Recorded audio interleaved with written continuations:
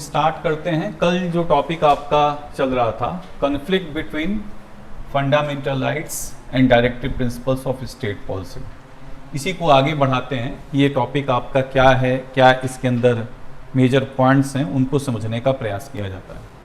देखिए, अगर कॉन्फ्लिक्ट देखिएगा फंडामेंटल राइट्स और directive principles of state policy के बीच में, तो कई सारे केसेस से बातें हम लोग समझ सकते हैं। बहुत सारे आपके सुप्रीम कोर्ट में केसेज गए हैं, उन केसेज को देखकर और फिर उसका पार्लियामेंट का क्या रिएक्शन रहा है, उससे इन बातों को समझा जा सकता है।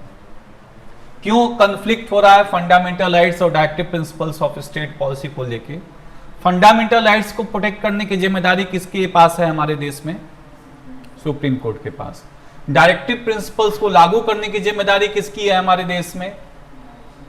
स्टेट की, क्योंकि वहां पे लिखा है state shall strive to provide free and compulsory education and care to the childrens age between 0 to 6 years. State shall strive to ensure that the inequality between different classes of citizens, different vocations, different regions are minimized. State shall strive to provide maternity benefit to the women. ऐसे बड़े सारे आपके बातें बोली गई जो राज्य को संबोधित किया गया है। तो हमारा स्टेट चाहता है कि हम कम्युनिटी के अधिकारों को आगे बढ़ाएं, और पॉलिटिकल नेसेसिटी भी है, क्योंकि मतदान का जो खेल है और जो आपको यहाँ पे एक तरह से देखा जाएगा कि जो इलेक्शन प्रोसेस आपका जीतना है वो इसी पे निर्भर करेगा। तो अल्टीमेटली इलेक्शंस जो आपके हैं वो भी इसी पे निर्भर करेंगे कि कोई गवर्नमेंट आपका जीत रहा है, हार रहा है, वो किस पे निर्भर करेगा कि आप कम्युनिटी को कितना ज्यादा फायदा दे रहे हैं। तो विवश होके वो क्या करेंगे, एक तरह से इन चीजों को लागू करने का प्रयास करेंगे, इन बातों को लागू करने की कोशिश करेंगे। लेकिन उसके बावजूद जब ये लगाने का प्रयास करते हैं तो क्या होता है? जब ये लगाने का प्रयास करते हैं तो हमारे फंडामेंटल राइट्स का वायलेशन होता है। इसमें आपको ये देखने को मिलेगा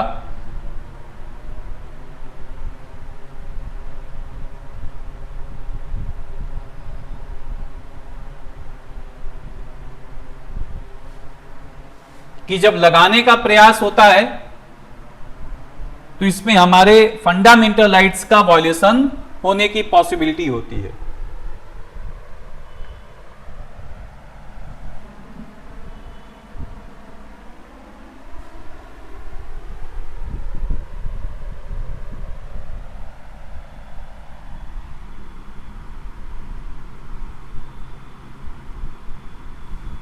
चलिए, तो इसके वजह से क्या होता है? इसके वजह से मोस्ट ऑफ द टाइम आप क्या देखिएगा कि आपके पार्लियामेंट लॉ बनाने का प्रयास करता है, आपके फंडामेंटल राइट्स को लगाने का प्रयास करता है, आपके डीपीएसपी को लगाने का प्रयास करता है, और सिटीजन्स इसके विरोध में क्या करते हैं? सिटीजन्स इसके विरोध में आपके कोर्ट जाना शुरू कर देते हैं।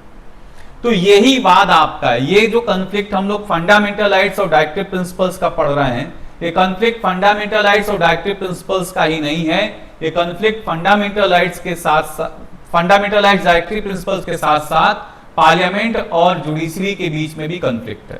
So this is a conflict between judiciary and parliament also. जो सबसे पहला मामला आपका आएगा, वो सबसे पहला मामला क्या है? वो है Champakam Dorairajan versus state of Madras आपका मामला है, जिस मामले में आपका एक गवर्नमेंट ऑर्डर है, उस गवर्नमेंट ऑर्डर के अगेंस्ट आपका क्या होगा? एक आपकी महिला है चंपकम दोराईराजन, जो कोर्ट जाएंगी और कोर्ट में वो केस करेंगी कि जो गवर्नमेंट ऑर्डर आप दे रहे हैं, इस ऑर्डर में रिजर्वेशन आपका किसके बेसिस पे दिया जा रहा है? Reservation is given on the basis of caste. ये जाति के आधार पे आपके आरक्षण दिया जा रहा है, और ये हमारे फंडामेंटल राइट का 15 का 16 का ऐसे जो आपके इक्वलिटी का जो आर्टिकल 14 है उसका वायलेशन है। सुप्रीम कोर्ट इस गवर्नमेंट ऑर्डर को नल एंड वॉइड आपका कर देगा, इसको शून्य अमान्य कर देगा, और पहला जजमेंट आपका ये देगा कि if there is a conflict between fundamental rights and directive principles of state policy, fundamental right will prevail, but parliament has the power to amend certain fundamental rights. संसद के पास ये अधिकार है कि कुछ मौलिक अधिकारों को वो संशोधित कर सकता है। अब देखिए क्या है, देश अभी आजाद हुआ है, नई नई बातें आपकी हैं, और देश को आजाद होने में अभी न्यायपालिका और विधायिका के बीच में कोई बहुत विवाद के कारण उत्पन्न आपको नहीं देखने को मिलेंगे, क्योंकि जो संविधान बनाने वाले हैं वो सारे तो संसद में बैठे हैं, तो उनके बुद्धिमत्ता पे, उनकी बातों पे प्रश्न चिन्ह लगाना थोड़ा कठिन बात है कि अभी संविधान वही बनाए, अभी शुरू हुआ और कोई मेजर आपके विवाद भी नहीं आएगा, क्योंकि सारे जो लोग हैं वो कैसे हैं, वो देश हित में ही बात कर रहे हैं, सारे स्वतंत्रता की लड़ाई लड़के आए हैं और लार्जली देश हित की बातें आपकी होंगी। लेकिन एक लंबे समय के बाद आपका बार बार ये देखने को मिल रहा है कि पार्लियामेंट ने कई बार लैंड रिफॉर्म्स के लॉ बना रही है और उसको बचाने के लिए वो कुछ ऐसे आपके तरीके अपना रही है जिसमें जुडिशरी की पावर को टैकल किया जा रहा है, जुडिशरी की पावर को कम किया जा रहा है, क्योंकि उसमें जुडिशियल रिव्यू के प्रोविजन को हटाने का प्रयास किया जा रहा है। ऐसे बड़े सारे मामले आएंगे। फिर एक मेजर केस आपका आएगा रेफरेंस केरला एजुकेशन बिल, ये आपका एक प्रमुख मामला आपका आएगा, रेफरेंस केरला एजुकेशन बिल 1957। इसी तरह का मामला है जो आप देख रहे हैं, चंपकम दोराईराजन का ही तरह का एक मामला है, जिसमें केरला के प्राइवेट एजुकेशनल इंस्टीट्यूशंस में रिजर्वेशन की बात आपको देखने को मिलेगी, आरक्षण की बात आपको देखने को मिलेगी। अब देखिए क्या हुआ, चंपकम दोराईराजन के मामले के बाद गवर्नमेंट ने पहला आपका स्टेप उठाया, फर्स्ट आपका स्टेप उठाया पार्लियामेंट ने, और उसने पहला संविधान संशोधन अधिनियम आपका पारित किया, फर्स्ट कॉन्स्टिट्यूशनल अमेंडमेंट एक्ट 1950 में आपका पारित किया, जिसके अंतर्गत वो आर्टिकल 16(4) जोड़ रहा है, 16(4) जोड़ रहा है, 15(4) आपका जोड़ रहा है, जिसमें वो कह रहा है कि जो आपके socially educationally backward classes of sections हैं उनको गवर्नमेंट इनेबलिंग प्रोविजन के थ्रू मेन स्ट्रीम में जोड़ने के लिए कुछ रिजर्वेशन का बंदोबस्त कर सकती है। फिर इसके बाद जो आपका मेजर आएगा केरला एजुकेशन बिल, उसमें प्राइवेट एजुकेशनल इंस्टीट्यूशंस में रिजर्वेशन की बात आपकी आ रही है।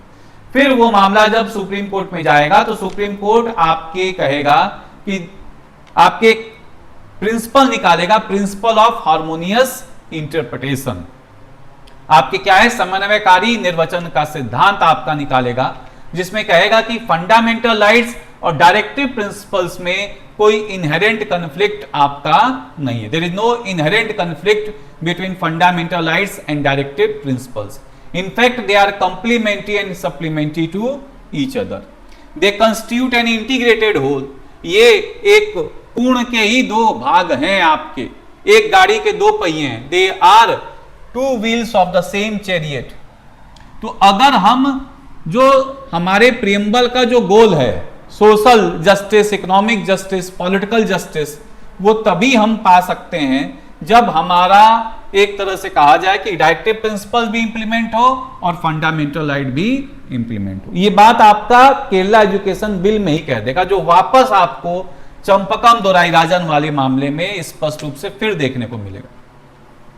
तो सुप्रीम कोर्ट क्या कह रहा है कि भाई देखिए, अगर हमें सोशल जस्टिस चाहिए, इकोनॉमिक जस्टिस चाहिए, पॉलिटिकल जस्टिस चाहिए, तो हमें डायरेक्टिव प्रिंसिपल्स को भी उतना ही सम्मान देना पड़ेगा और फंडामेंटल राइट को भी सम्मान देना पड़ेगा, क्योंकि फंडामेंटल राइट पॉलिटिकल डेमोक्रेसी दे रहा है और डायरेक्टिव प्रिंसिपल सोशल और इकोनॉमिक डेमोक्रेसी दे रहा है। तो केरला एजुकेशन बिल में एक हार्मोनियस इंटरप्रिटेशन की बात कही जा रही है। वो हार्मोनियस इंटरप्रिटेशन क्या है, अगर कोई लॉ बनाया जा रहा है और ये लॉ डायरेक्टिव प्रिंसिपल्स को इंप्लीमेंट कर रहा है, और अगर इसके डायरेक्टिव प्रिंसिपल्स के इंप्लीमेंटेशन में दो आपके लॉ की पॉसिबिलिटी है, उसके एक तरह से इंटरप्रिटेशन की दो पॉसिबिलिटी है कि जो लॉ बनाया गया है this is in accordance with the fundamental rights, और दूसरा इंटरप्रिटेशन पॉसिबल है कि जो लॉ बनाया जा रहा है डीपीएसपी को लगाने के लिए वो फंडामेंटल राइट्स के विरोध में है, तो हम पहला इंटरप्रिटेशन को सही मानेंगे और इस लॉ को अपहेल्ड कर देंगे।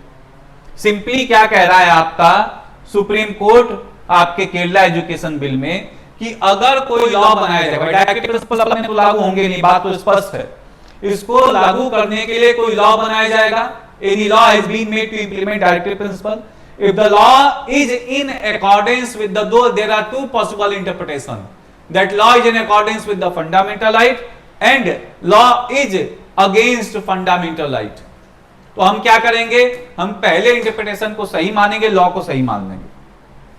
लेकिन अगर कोई लॉ बनाया जा रहा है डायरेक्टिव प्रिंसिपल्स को लागू करने के लिए, और केवल एक ही इंटरप्रिटेशन इसमें पॉसिबल है कि law is against directive principle, जो लॉ है वो डायरेक्टिव प्रिंसिपल्स के विरोध में है, तो हम क्या करेंगे, इस पूरे लॉ को नल एंड वॉइड कर देंगे। और यहीं पे सुप्रीम कोर्ट कहेगा कि दोनों को लागू करना जरूरी है। लेकिन ये कब का बात है, 1957 के आसपास का बात है। फिर एक लंबे समय के बाद एक और केस आपका आएगा, जो कि आप देखिएगा Golaknath case, Golaknath versus state of Punjab वाला मामला आपका है। इसमें सुप्रीम कोर्ट आपके क्या कहेगा, इसमें सुप्रीम कोर्ट एकदम यू टर्न ले लेगा, अपनी बात को एकदम पलट देगा और कहेगा कि जो हमारा पार्लियामेंट है, संसद के पास डायरेक्टिव प्रिंसिपल फंडामेंटल राइट को एमेंड करने की कोई पावर नहीं है, एमेंड करने की पावर नहीं है। Parliament does not have the power to amend fundamental rights. Only in article 368 the process to amend has been given but not the power. अभी सुप्रीम कोर्ट का एक करारा थप्पड़ है हमारे संसद के ऊपर, कि वो कह रहा है कि भाई देखो तुम्हारे पास पावर नहीं है, केवल प्रक्रिया बताई गई है। संविधान ने केवल प्रक्रिया बताया है कि आप 2/3 पहले इसमें पारित करिए, फिर 2/3 उसमें जाइए विशेष बहुमत से, और वो सदन के 50% बहुमत से ज्यादा होना चाहिए। तो 2/3 पहले एक सदन से, फिर 2/3 दो सदन से। अगर संघीय मामला है, फेडरल मैटर्स हैं, तो आपको 50% स्टेट से सिंपल मेजॉरिटी से रेटिफाई भी करवाना है। तो ये सब बातें आपके उसने बोला कि you have the process but you do not have the power. अब भाई आपके क्या है कि जैसे कोई कह दे कि आपको यूपीएससी बस निकालने के लिए तरीका मालूम है लेकिन निकलेगा नहीं। अब ये तो बेइज्जती वाली बात है कि कह रहा है कि तरीका मालूम है और निकलेगा नहीं। तो तरीका मालूम है, निकलेगा नहीं, इसका क्या मतलब है? तो पार्लियामेंट ने कहा कि रुकिए, आपने जो कहा है उसको हम सुधार करते हैं। तुरंत पार्लियामेंट ने एक संविधान संशोधन पारित किया, 24th कॉन्स्टिट्यूशनल अमेंडमेंट एक्ट 1971, और आर्टिकल 368 में चेंजेस किए, 368 में कई सारे परिवर्तन किए, 4 जोड़ा, 5 जोड़ा, 13, 4 जोड़ा, कई जगहों पे संशोधन किए, और आर्टिकल 368 के शब्दों में, वर्डिंग्स में चेंज कर दिया और स्पष्ट रूप से लिख दिया कि parliament does not only possess the process but also the power to amend the fundamental rights. क्योंकि देखिए होता है कि आपके देश में काम कैसे चलता है, सुप्रीम कोर्ट बताता है कि ये कर नहीं सकते हो, लेकिन ये तरीका ऐसे करोगे तो हो जाएगा। तो सुप्रीम कोर्ट जब भी कोई जजमेंट देता है तो उस जजमेंट में वो कारण भी बताता है कि हमने क्यों आपकी बात को खारिज किया है। तो जब आप वो कारण बताइएगा, कारण सुधार करके हम वापस आपके पास आएंगे तो आपको उसको सही बताना होगा। जैसे कॉपी चेकिंग है, आप आंसर लिखे, हमने बताया ये गलती है, आप सुधार करके लाए, तो हम कहेंगे ठीक है। तो न्यायपालिका ने कहा कि देखो भाई प्रोसेस दिया गया, पावर नहीं दिया गया। अगर कॉन्स्टिट्यूशन में आप लिख दीजिए कि पावर टू अमेंड तो मामला बन जाएगा। तो पार्लियामेंट ने 24th कॉन्स्टिट्यूशनल अमेंडमेंट एक्ट 1971 पास किया और लिखा कि parliament has the power to amend the fundamental rights also. At the same time article 13(4) भी उसने डाल दिया, जिसमें यह लिखा कि पार्लियामेंट की जो अमेंडमेंट पावर है, जो अमेंडमेंट की आपकी प्रोसेस, मतलब अमेंडमेंट जो करता है, वो लॉ के डेफिनेशन में नहीं आएगा। अगर लॉ के डेफिनेशन में नहीं आएगा तो आप इस बात पे उसको नल एंड वॉइड नहीं कर सकते कि फंडामेंटल राइट का वॉल्यूशन करता है। अब गेट किसके पाले में आ गया? अब गेट आ गया सुप्रीम कोर्ट के पाले में। पार्लियामेंट के पाले में था, उसने संशोधन करके भेज दिया कि देखो भाई we have the power to amend the fundamental rights and those amendment will not come under definition of law, so you cannot declare that amendment as null and void on the violation of the fundamental rights, on the ground of violation of the fundamental। अब गेद आ गया supreme court के पाले में। अब supreme court को बात तो समझ में आ गई कि पार्लियामेंट ने ये भी कह दिया कॉन्स्टिट्यूशन को अमेंड करके कि हमारे पास पावर है अमेंड करने का, अब या तो सुप्रीम कोर्ट उस बात को नल एंड वॉइड करे कि parliament does not have the power to amend the fundamental rights, जो अमेंडमेंट के थ्रू किया गया है, या सुप्रीम कोर्ट कोई और तरीका निकाले। तो सुप्रीम कोर्ट ने मिड वे निकाला, क्योंकि लगातार आपके पार्लियामेंट और सुप्रीम कोर्ट में कॉन्फ्लिक्ट हो रहा था। इंदिरा गांधी बहुत वोकल हो गई और उन्होंने कहा कि अगले इलेक्शंस में अगर बहुमत में हम आए तो हम सारे जजेस को इम्पीच कर देंगे। इस तरह की बातें आपकी बिगड़ने लगी। तो फिर आपके एक मिड वे निकाला गया, और वो मिड वे क्या था? Kesavananda Bharati case. Kesavananda Bharati versus state of Kerala. इस केस में सुप्रीम कोर्ट ने 1973 में एक मेजर आपका डॉक्ट्राइन निकाला, doctrine of basic structure. Doctrine of basic structure.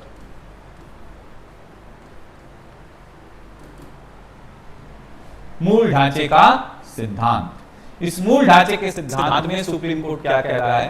Supreme court कह रहा है कि देखिए, कॉन्स्टिट्यूशन का कुछ बेसिक स्ट्रक्चर है। हम मान लेते हैं कि पार्लियामेंट के पास पावर है फंडामेंटल राइट्स को अमेंड करने की, लेकिन कुछ मूल ढांचे की अमेंडमेंट वो नहीं कर सकता। ये बात आपको देखने को मिलेगा। तो बेसिक स्ट्रक्चर को आप अमेंड नहीं कर सकते। तो अगर वो फंडामेंटल राइट बेसिक स्ट्रक्चर का पार्ट है तो आप इसको अमेंड नहीं कर सकते। इसके पहले एक पॉइंट और आपको देखना है, केशवानंदन भारती के पहले एक और अमेंडमेंट आएगा, 24वां तो हमने देखा, 25वां आपका आया था 1971 में। और ये क्या कह रहा है? अगर कोई भी डायरेक्टिव प्रिंसिपल हम लागू कर रहे हैं, किसको इंप्लीमेंट करने के लिए? 39B और 39C को इंप्लीमेंट करने के लिए। और अगर ये लॉ आपका बनाया जा रहा है फंडामेंटल राइट का वायलेशन कर रहा है, किस फंडामेंटल राइट का? 14, 19 और 31 का, तो आप सुप्रीम कोर्ट नहीं जा सकते। बाद में तो इसका मतलब नहीं रहेगा। और ऐसे लॉ को आप जुडिशियल रिव्यू पे भी नहीं डाल सकते। ऑलरेडी ये पढ़े हम लोग 31C के अंदर। सुप्रीम कोर्ट इसको भी चैलेंज मिलेगा, किसमें? केशवानंदन भारती केस में। 24वें संविधान संशोधन को भी लेगा, गोलकनाथ मामले को भी लेगा। तो जो केशवानंदन भारती केस है उसमें सुप्रीम कोर्ट क्या करेगा? जो अगर आप देखिएगा तो यहां पे केशवानंदन भारती केस में बेसिक स्ट्रक्चर का डॉक्ट्राइन देगा, और ये क्या करेगा? ये गोलकनाथ को ओवररूल कर देगा, गोलकनाथ को शून्य कर देगा। गोलकनाथ ने कहा कि फंडामेंटल राइट्स पायस हैं, इसमें परिवर्तन नहीं हो सकता। सुप्रीम कोर्ट कहेगा परिवर्तन हो सकता है। केशवानंदन भारती केस में अगर वो मूल ढांचे का सिद्धांत नहीं है तो आप परिवर्तन कर सकते हैं। दूसरा वो क्या करेगा? 24वें संविधान संशोधन में जो आर्टिकल 368 में पावर की बात कही गई है, उसको वो मान लेगा कि हाँ भाई, you have the power to amend the fundamental rights. वो 13(4) की बात को भी मान लेगा, जिसमें कहा जाएगा कि आपके जो अमेंडमेंट है वो लॉ के डेफिनेशन में नहीं आएगा। लेकिन जो 368(4)(5) में लिखा जाएगा उसको नहीं मानेगा कि ऐसी बात का जुडिशियल रिव्यू नहीं हो सकता, उसको वो शून्य अमान्य कर देगा। फिर इसी में 25th कॉन्स्टिट्यूशनल अमेंडमेंट एक्ट भी चैलेंज होगा। इसके फर्स्ट प्रोविजन को सुप्रीम कोर्ट सही मानेगा, लेकिन जो ये लिखेगा कि ऐसे लॉज का जुडिशियल रिव्यू नहीं हो सकता, इसको supreme court null and void कर देगा। फिर इसके बाद क्या होगा? केशवानंदन भारती के बाद फिर एक मेजर काम होगा, और वो होगा 42nd कॉन्स्टिट्यूशनल अमेंडमेंट एक्ट 1976। इसके अंदर पार्लियामेंट को ये बल मिलेगा कि सुप्रीम कोर्ट ने क्या कहा है? सुप्रीम कोर्ट ने कहा है कि भाई, अगर कोई लॉ बनाया जा रहा है 39B और 39C को लेके, तो ऐसे लॉ को हम नल एंड वॉइड नहीं करेंगे, लेकिन एक बार हम जुडिशियल रिव्यू करेंगे उसका। तो पार्लियामेंट को लगा कि जब 39B 39C को महत्व दिया जा रहा है, तो क्यों नहीं सारे डायरेक्टिव प्रिंसिपल्स को ही महत्व दिलवा दिया जाए। तो उसने लिखा कि अगर कोई लॉ बनाया जा रहा है किसी भी डायरेक्टिव प्रिंसिपल्स को लागू करने के लिए, और ये कोई भी किसी भी डायरेक्टिव प्रिंसिपल्स का मतलब 37 से लेके आपके 51 तक, क्योंकि 36 तो डेफिनेशन आपका है। तो यहां पे अगर कोई लॉ डायरेक्टिव प्रिंसिपल्स को लागू करवाने के लिए बनाया जा रहा है, ये आपके फंडामेंटल राइट 14, 19 और 31 का 14 और 19 का वायलेशन कर रहा है, तो आप कोर्ट में नहीं जा सकते। ऐसे लॉ का जुडिशियल रिव्यू नहीं हो सकता। फिर इसके बाद एक और अमेंडमेंट आपका पार्लियामेंट पास करेगा, और वो पास करेगा 44th कॉन्स्टिट्यूशनल अमेंडमेंट एक्ट 1978, जिसमें आपका एक फंडामेंटल राइट था, राइट टू प्रॉपर्टी, इसको उठा के आपके 300A में भेजा जाएगा, और अब ये फंडामेंटल राइट नहीं रहेगा। ये सब बातें किसमें चैलेंज होंगी? जो लास्ट आपका केस होगा इसमें, और वो है मिनर्वा मिल्स मामला 1980। इसमें सुप्रीम कोर्ट क्या कहेगा? इसमें सुप्रीम कोर्ट ये जो 42वां संविधान संशोधन में आपका बात लिखा गया है, इसको पूरी तरह से शून्य और अमान्य कर देगा। कहेगा नहीं भाई, कोई ऐसा लॉ नहीं बना सकते जो किसी भी डायरेक्टिव प्रिंसिपल्स को लागू करवाने के लिए आपका बनाया जाए और आपके फंडामेंटल राइट 14 और 19 का वायलेशन करे। इसको पूरी तरह से शून्य मान्य कर देगा, इसको पूरी तरह से सही मान लेगा।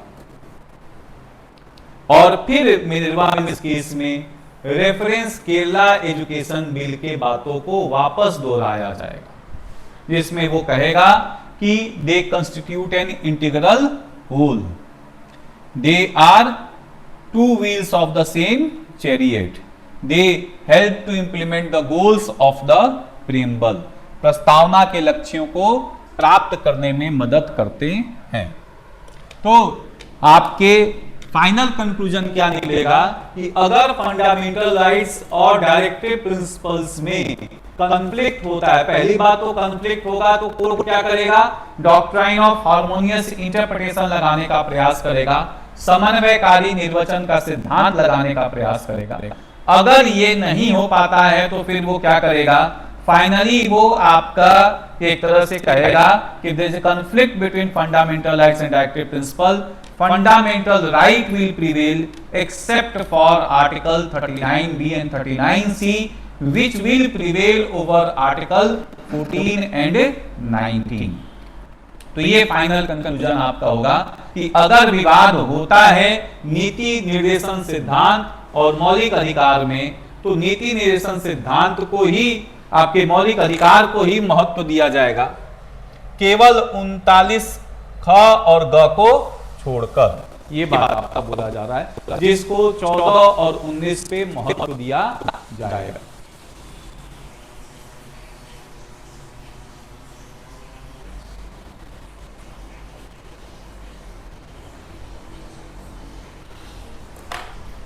ये पॉइंट है जो आप लोगों को जानना है।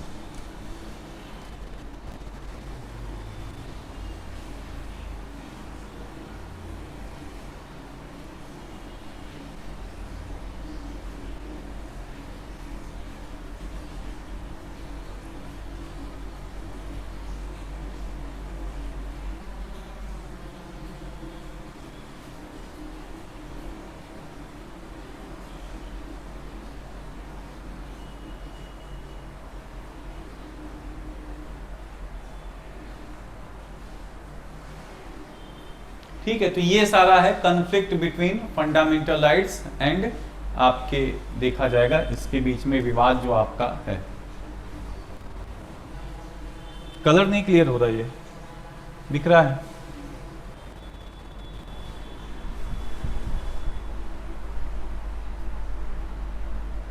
चलिए इसमें देखिए क्या क्या आपका पॉइंट है। देखिए क्या बात बोला जा रहा है कि आपके justiciability of fundamental rights and non justiciability of directive principles on one hand and the moral obligation of state to implement directive principles on the other hand have led to conflict between two since commencement of the constitution। इसलिए इनके बीच में विवाद आपका है कि आपके मौलिक अधिकारों की न्यायोचिकता और निर्देशक तत्वों की गैर न्यायोचिकता की वजह से, और जो निर्देशक तत्व हैं ये सरकार के ऊपर एक नैतिक दायित्व तो आपके लागू करते हैं, नैतिक के साथ साथ राजनीतिक बल भी है, इस वजह से विवाद उत्पन्न होता है। पहला जो मामला है चंपकम दोराईराजन का मामला है। चंपकम दोराईराजन मामले में उच्चतम न्यायालय ने व्यवस्था दी थी कि निदेशक सिद्धांत के मूल अधिकारों के बीच किसी तरह के टकराव में मूल अधिकार प्रभावी होंगे। इसमें घोषणा की गई कि यदि निदेशक सिद्धांत मूल अधिकारों के पूरक के रूप में आपके सही से पास किए जा रहे हैं तो इनको ठीक मान लिया जाएगा कि अगर आप डायरेक्टिव प्रिंसिपल्स को फंडामेंटल राइट के सहायक के रूप में मान रहे हैं तो कोई बात आपका नहीं है। लेकिन यह भी तय हुआ कि मूल अधिकारों को संसद द्वारा संविधान संशोधन प्रक्रिया के तहत संशोधित किया जा सकता है। तो हमने चंपकम दोहराई राजन में क्या मान लिया कि फंडामेंटल राइट्स को अमेंड भी किया जा सकता है। एक मिनट,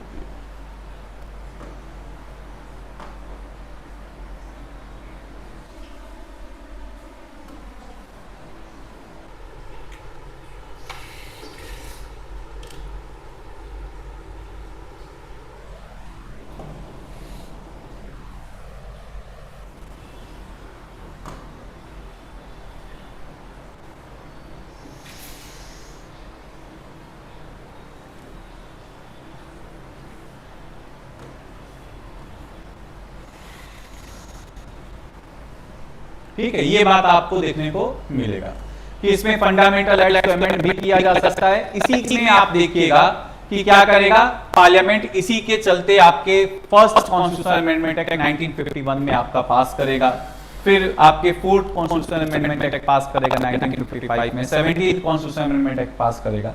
ये सब फंडामेंटल राइट्स को अमेंड किए जाएंगे, लैंड रिफॉर्म से मेजर रिलेटेड आपके होंगे।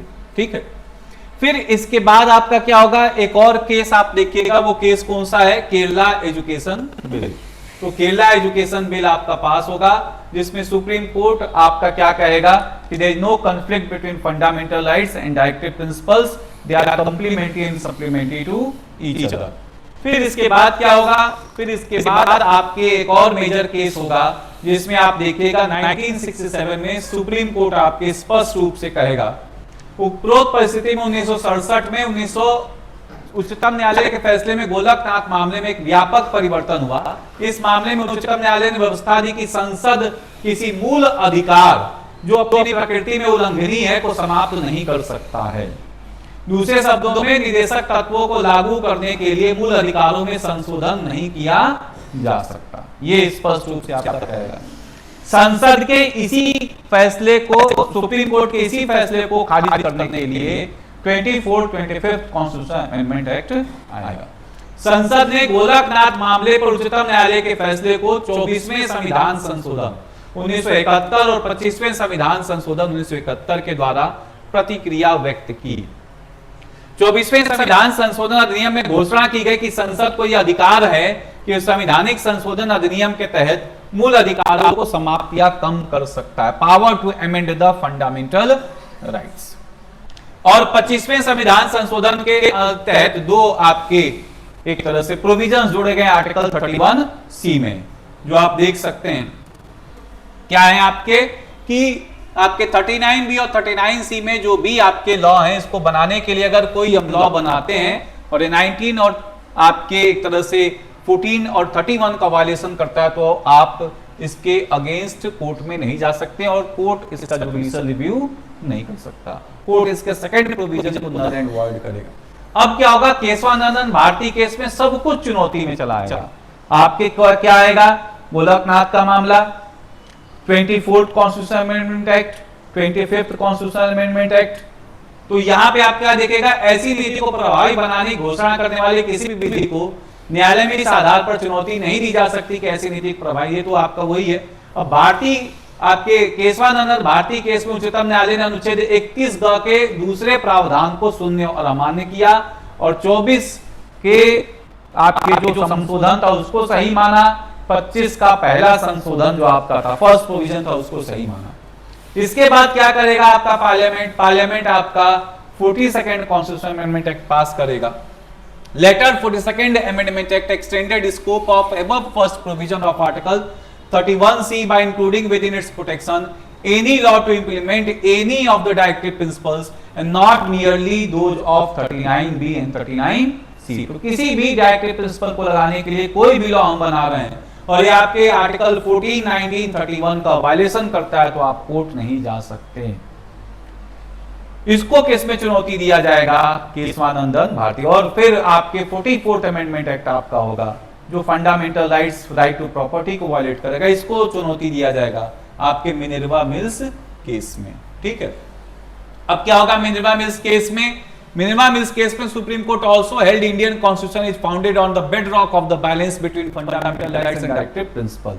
दे together constitute the core of commitment to social evolution. They are like two wheels of a chariot, one no less than the other. तो एक तरह से वही सारी बातें जो केस केरला एजुकेशन बिल में कि एक ही गाड़ी के दो पहिए हैं, एक दूसरे से कोई कम नहीं है, संविधान के लक्ष्यों को, प्रस्तावना के लक्ष्यों को पूर्ण करने के लिए इनकी आवश्यकता आपकी है, ठीक है. लेकिन लास्ट में क्या कहेगा, अगर उसके बावजूद कॉन्फ्लिक्ट है और बात नहीं बनता तो किसको महत्व दिया जाएगा? Fundamental right. इस तरह वर्तमान स्थिति में मूल अधिकार निदेशक तत्व पर उच्चतर है, फिर भी इसका अभिप्राय यह नहीं कि निदेशक तत्वों को लागू नहीं किया जा सकता. संसद निदेशक तत्वों को लागू करने के लिए मूल अधिकारों में संशोधन कर सकती है. तो final conclusion is there is a conflict between fundamental rights and directive principles. Fundamental right will prevail until unless for article 39b and 39c which will prevail over 14 and 19. अब लास्ट इसमें टॉपिक आप देख लीजिए, implementation of directive principles. ये सबसे आसान आपका है क्योंकि क्या क्या इंप्लीमेंट हुआ है हमारे देश में अभी तक वो आपका एक मेजर बात जानना है, और क्या क्या इंप्लीमेंट हो रहा है ये भी देखना है. और यूपीएससी में या स्टेट पीसीएस पे इस पे सवाल आपका बन सकता है कि कौन कौन से लॉज आपके बनाए गए हैं डायरेक्टिव प्रिंसिपल्स को इंप्लीमेंट करने के लिए. तो बस यही बात आपका है जो आपको देखना है. चलिए देखिए इसमें क्या क्या है, कौन कौन से लॉज आपके बनाए गए हैं और क्या क्या आपके मेजर प्रोविजंस हैं. जैसे आप देखिएगा कि प्लानिंग कमीशन को एस्टेब्लिश किया गया 1950 में to take up development of the country in a planned manner. Successive 5 year plans आपके क्या किए हैं? सोशियो इकोनॉमिक जस्टिस, जो आर्थिक असमानता है, क्षेत्रीय असमानता, उसको दूर करने का प्रयास किए हैं. ये किस आर्टिकल को इंप्लीमेंट करने का प्रयास कर रहा है? आर्टिकल 38 को इंप्लीमेंट करने का प्रयास कर रहा है, जिसमें आपके डिफरेंट वोकेशंस में, डिफरेंट रीजन्स में आपके इनइक्वालिटी को, जो स्टेटस का है, अपॉर्चुनिटी का है, फैसिलिटी का, उसको कम करने का प्रयास किया जाएगा. अब इसके जगह पे किसको हमने एस्टेब्लिश कर दिया? नीति आयोग. नीति आयोग का भी काम क्या है? National institute for transforming India. तो ये भी स्किल को अपग्रेड करने के लिए, कौशल का विकास करने के लिए काम आपका करता है.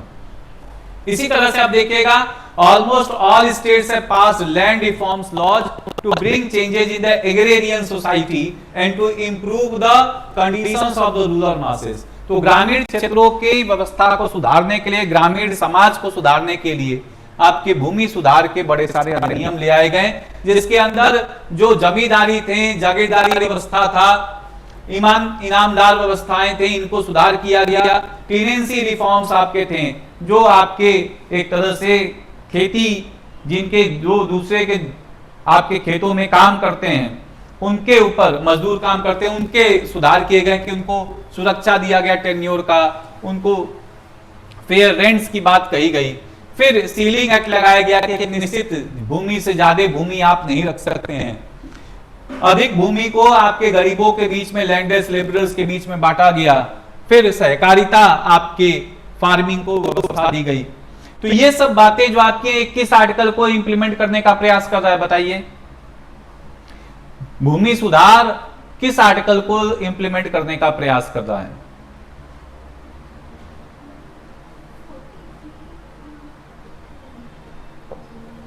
ये इंप्लीमेंट कर रहा है 39B और 39C. Concentration of wealth should not be in fewer hands. संपत्ति का सकेंद्रण कुछ ही लोगों के हाथों में ना हो. ठीक है, भारत की संपदा का वितरण ऐसा हो जिससे सर्व वर्ग को इसका लाभ मिले. जो आपकी प्रॉपर्टी है आपके देश की, वो ऐसे डिस्ट्रीब्यूट हो जिससे सबको लाभ. तो प्रॉपर्टी है क्या? भूमि तो प्रॉपर्टी है. भूमि से ज्यादा बड़ा प्रॉपर्टी क्या है? खरीद के छोड़ दीजिए, 10 साल में उसकी कीमत देखिए, कुछ रिटर्न आपको, कोई ऐसा रिटर्न देने वाला है ही नहीं जो भूमि दे दे. तो प्रॉपर्टी का डिस्ट्रीब्यूशन इस तरह से हो ताकि सर्व वर्गों को इसका लाभ मिले. ये बात आपका बोला जा रहा है.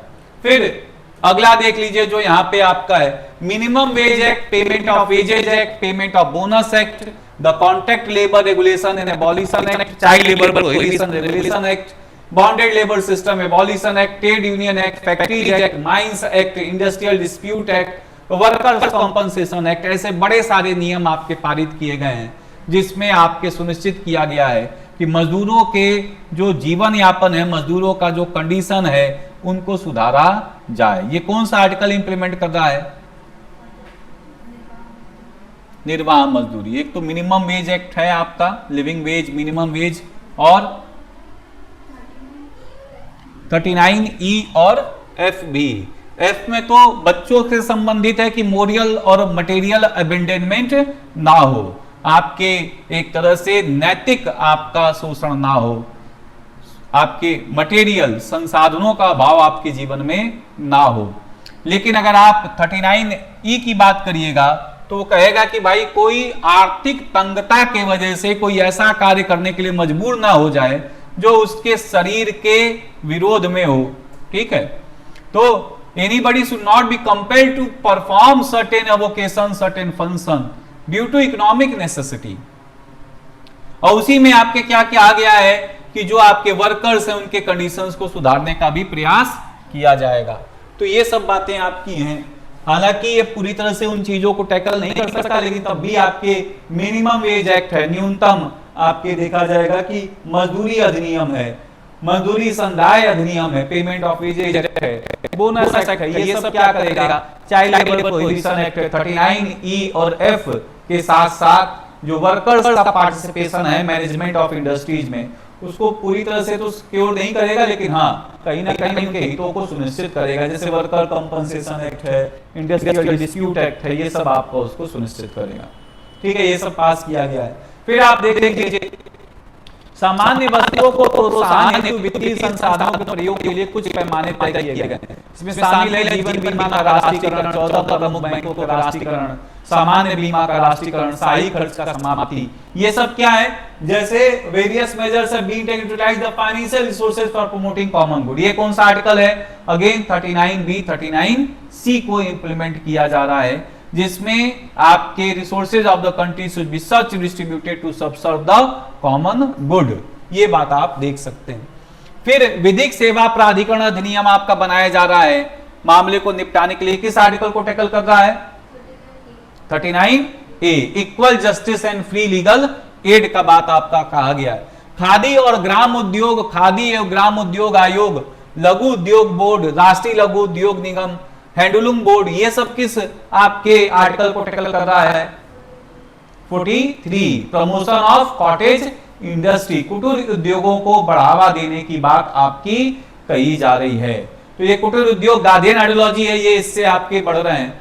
फिर सामुदायिक विकास कार्यक्रम, पर्वतीय क्षेत्र विकास कार्यक्रम, सूखा संभावित क्षेत्र कार्यक्रम, न्यूनतम आवश्यकता कार्यक्रम, एकीकृत ग्रामीण विकास योजना, integrated area development programme, Jawahar Rozgar Yojana, ये सब जो VBG राम है, ये किस तरह के आर्टिकल्स को टैकल कर रहा है?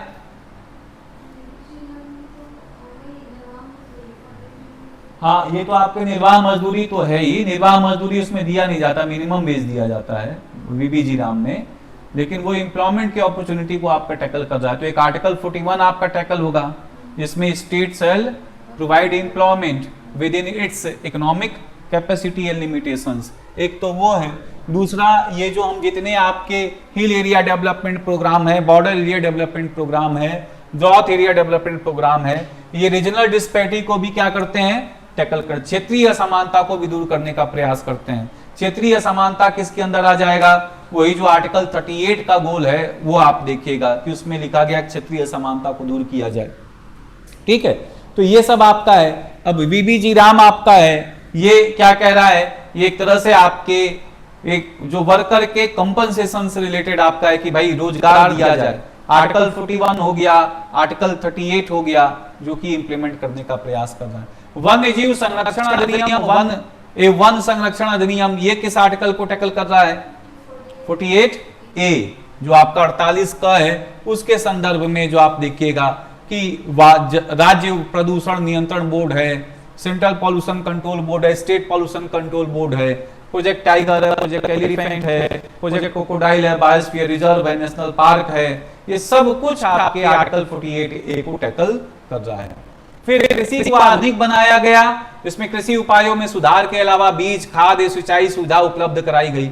पशु चिकित्सा में आधुनिकता के लिए कई कदम उठाए गए। ये कौन सा आर्टिकल है? 48A है, agriculture and animal husbandry should be constituted on modern and scientific lines, वैज्ञानिक दृष्टिकोण पे आधुनिक आधार पे किया जाए। ठीक है, फिर आप देखिएगा ये जो आप देख रहे हैं 3 टियर पंचायती राज सिस्टम, ये तो आपका कौन सा आर्टिकल है 40 आपका अनुच्छेद 40 है। 73वां 74वां संविधान संशोधन अधिनियम जो इंप्लीमेंट किया जा रहा है।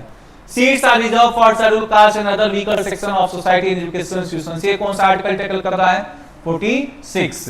National commission for scheduled caste, national commission for scheduled tribe, national commission for OBC, EWS classification, ये सब आपके आर्टिकल 46 को आपका टैकल कर रहा है। ठीक है, ये सब बातें आप देख सकते हैं। क्रिमिनल प्रोसीजर कोड क्या किस आर्टिकल को टैकल कर रहा है, separation of judiciary from executive, article 50 अनुच्छेद 50 को टैकल कर रहा है, जिसमें जितने डिस्ट्रिक्ट अथॉरिटीज के पास, कलेक्टर के पास, सब डिविजनल मजिस्ट्रेट के पास जितने भी जुडिशियल पावर थी वो उनसे निकाल के पारंपरिक रूप से जो शक्तियां थी वो जुडिशरी को सौंप दिया गया है।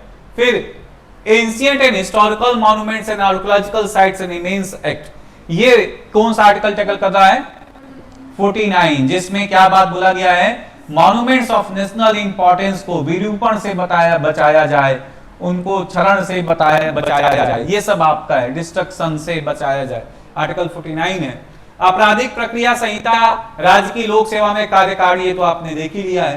प्राइमरी हेल्थ सेंटर्स, हॉस्पिटल्स, ये सब आपके खोले गए हैं, जो आपके पीएचसी हैं, जो पब्लिक हेल्थ केयर सिस्टम आपका बनाया गया है, या जो प्रधानमंत्री जन आरोग्य योजना है, कौन सा आर्टिकल टैकल कर रहा है, कौन सा 41 है, जिसमें शिक्षा के संदर्भ में, स्वास्थ्य के संदर्भ में, आपकी बात नौकरी के संदर्भ में, ऐसी निःशस्त्रता के संदर्भ में जिसमें कोई आपको नहीं पूछ रहा है, बीमारी के संदर्भ में आपका केयर कौन करेगा, state, with in its economic capacity, अपने आर्थिक सीमाओं के अंतर्गत रहते हुए सारा काम करेगा। ठीक है, तो ये सब बातें आप देख सकते हैं। Laws to prohibit slaughter of cow, calves and other milch animals, ये कौन सा है 40,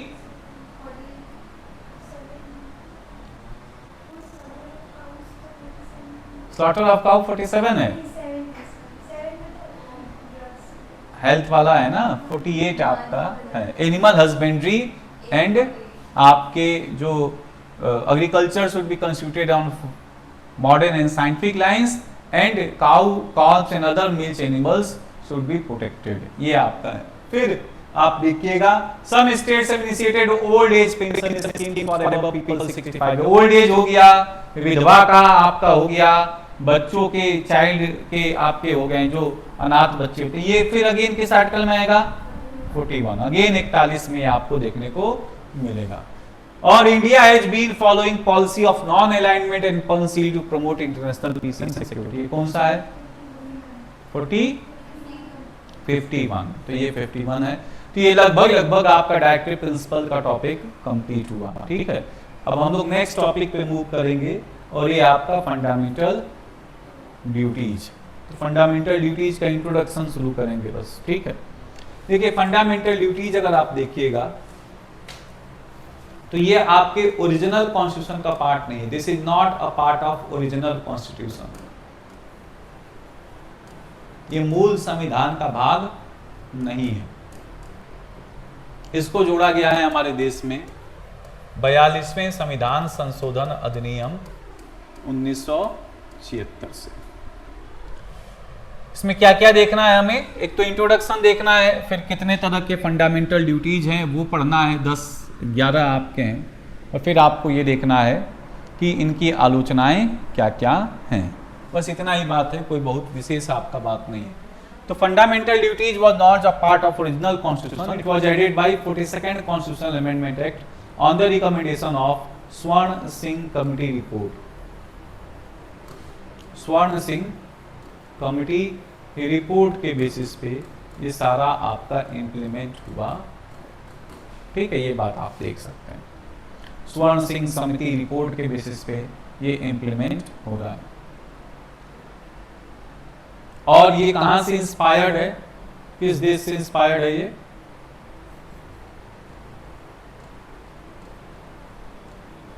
यूएसएसआर से। ठीक है, तो वहां से इंस्पायर्ड है। और इनिशियली हमारे देश में 10 फंडामेंटल ड्यूटीज जोड़े गए, लेकिन बाद में इनकी संख्या 86 कॉन्स्टिट्यूशनल अमेंडमेंट एक्ट से 11 कर दी गई। तो ये कहां पे जोड़े गए हैं? Part 4 A of the constitution dealing only with one article 51A having 11 provisions. 11 उपबंध हैं इसके अंदर, 11 बातें हैं जिनको आपको देखना है। तो इनके जो डिटेल हैं उनको अब नेक्स्ट क्लास में हम करेंगे, कल आप लोगों का करवाएंगे। ठीक है, तो आज के लिए इतना ही रखते हैं।